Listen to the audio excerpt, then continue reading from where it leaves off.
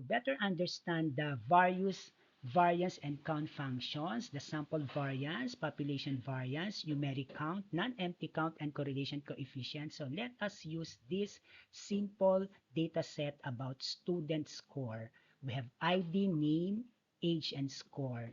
So we'll be computing the sample variance and other variance and count functions.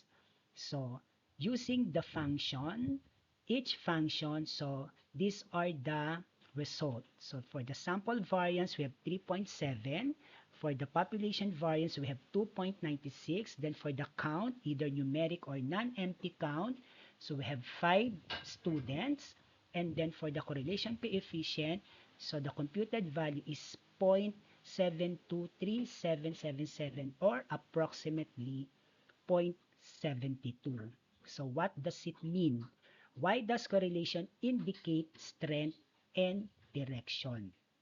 Strength of relationship, the correlation coefficient ranges between from -1 to +1. So based on our computed correlation coefficient, it closes to 1. So meaning there's a strong positive correlation. So as age increases, score tends to increase. But if in case the value is close to -1, so negative correlation, meaning as age increases, score tends to decrease. If in case the value is 0, weak or no correlation, meaning age and score don't have a clear relationship.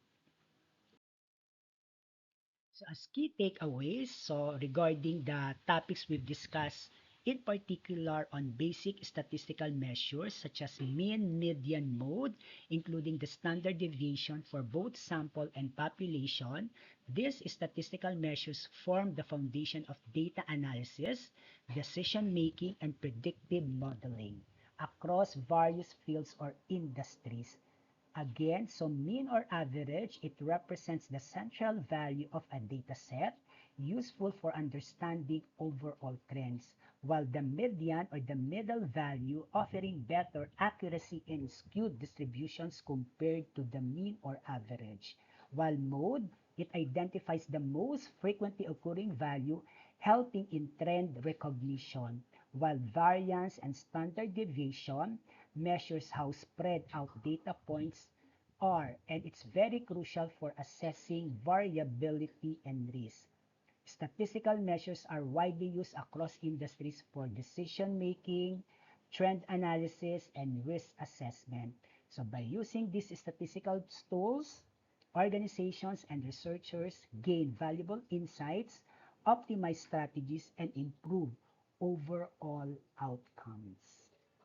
As additional key takeaways on variance and count functions, so these functions are essential for statistical analysis and data management, helping users measure data variability and count specific values efficiently.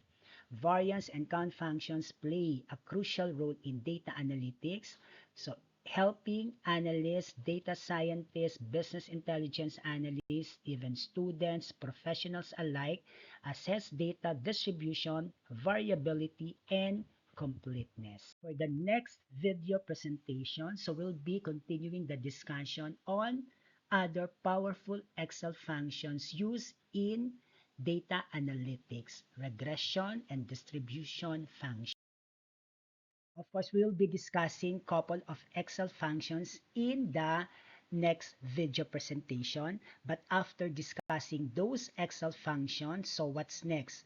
We will be diving on charts and graphs using Microsoft Excel. So as overview, so graphs and charts are fundamental tools in data analytics because they transform raw numbers into visually digestible insights. So here's why they matter. First, clarity and simplicity, quick decision making, pattern recognition, storytelling, and comparison and relationships.